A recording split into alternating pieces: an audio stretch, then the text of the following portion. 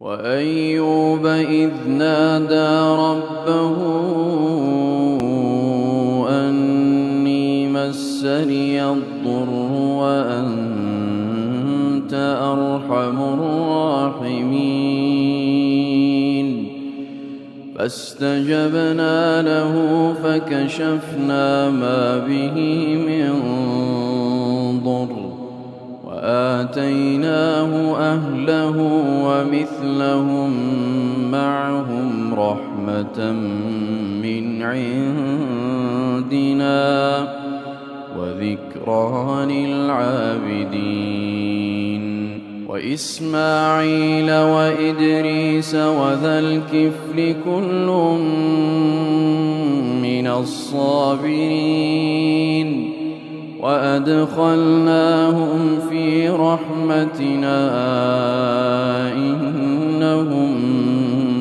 من الصالحين وذا النون إذ ذهب مغاضبا فظن أن لن نقدر عليه فنادى في الظلمات أن لا إله إلا أنت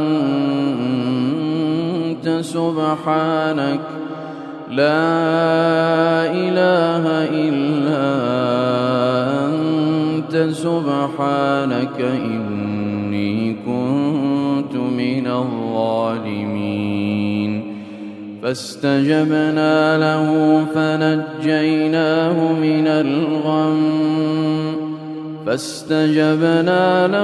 ونجيناه من الغم وكذلك ننجي